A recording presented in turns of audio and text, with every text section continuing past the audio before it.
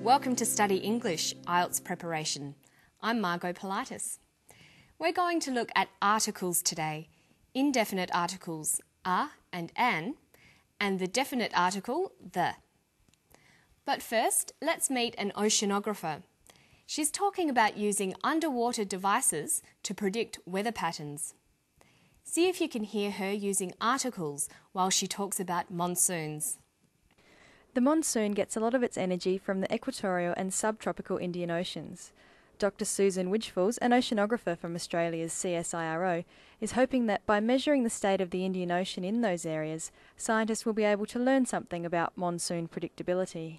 Predicting the monsoon is a very difficult thing, and yet it impacts on millions and millions of people, and so we think that if we can predict the monsoon usefully, we could make a real difference.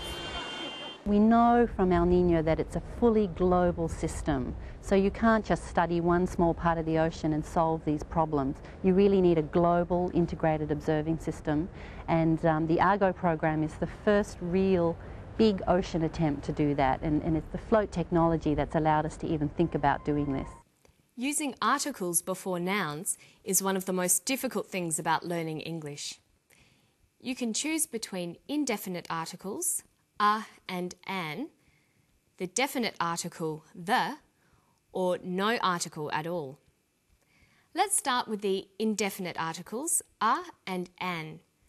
The rule is that a is used before words starting with a consonant, and an is used before words starting with a vowel. So we have a banana, but an apple. There are a couple of exceptions to the rule. Where the consonant H is not pronounced, we use an. So we say a happy man, but an honest man. The H is not pronounced, so honest sounds like it starts with a vowel. And where the vowel U is pronounced y, we use a. So we say an umbrella, but a user, because user sounds like it begins with a Y. A and an are only used with singular nouns.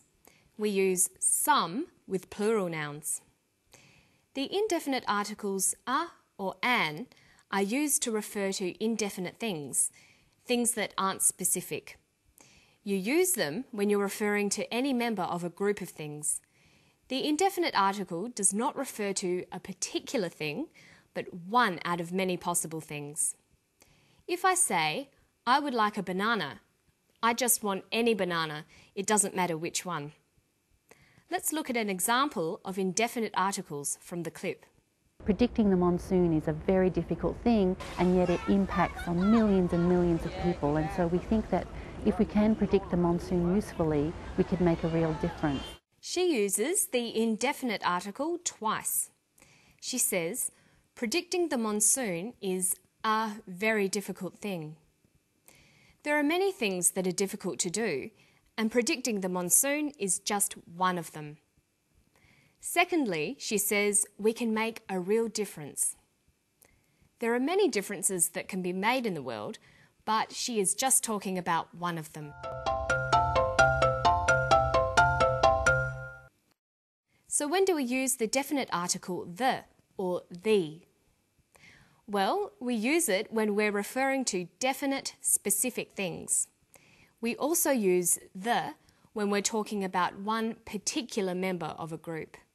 Luckily, there is only one form of the word the, and it can refer to both singular and plural nouns.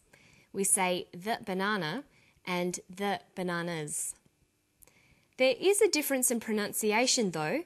When the comes before a vowel sound, we say the apples. So the before vowel sounds and the before consonant sounds.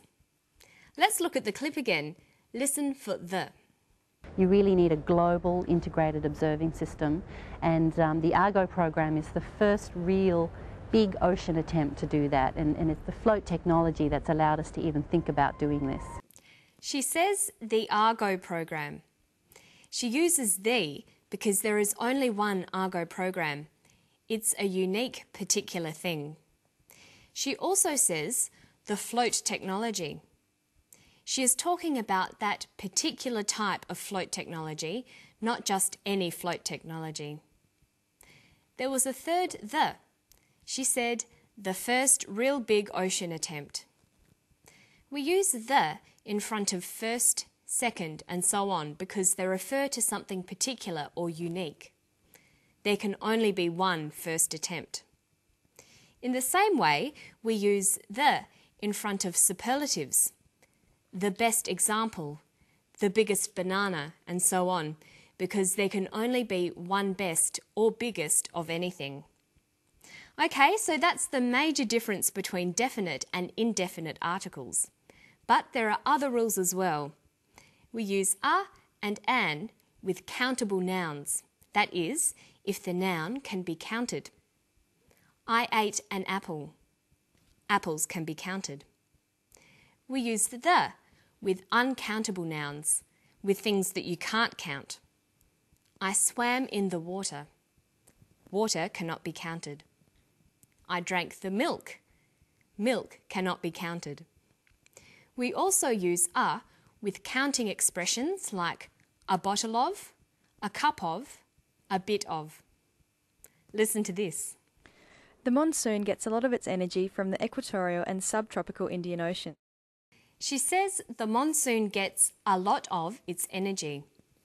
Look at the monsoon and the Indian Ocean. These are both examples of other rules for the. We can use the to describe generic nouns.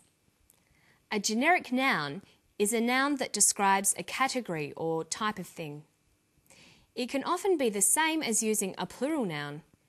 So sometimes the monsoon means the same as monsoons. She's talking about monsoons in general. Predicting the monsoon is a very difficult thing, and yet it impacts on millions and millions of people, and so we think that if we can predict the monsoon usefully, we could make a real difference. We know from El Niño that it's a fully global system, so you can't just study one small part of the ocean and solve these problems. And here's another rule. We use the with oceans, seas, rivers, and deserts. We say the Indian Ocean, the Yangtze River, the Gobi Desert. We also use the for points on the globe, the equator, the Tropic of Capricorn, the North Pole. Choosing the right article can be very confusing, but if you follow the general rule that you use the definite article, to refer to a particular thing or things, and a and an, indefinite articles to refer to one of a number of things, you shouldn't go too wrong. Okay, so now we've seen how to use definite and indefinite articles.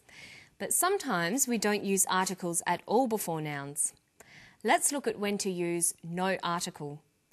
We've already seen that you can leave the article out when talking about plural generic nouns. Monsoons are unpredictable. But this is true for other generic nouns too. Coffee is delicious.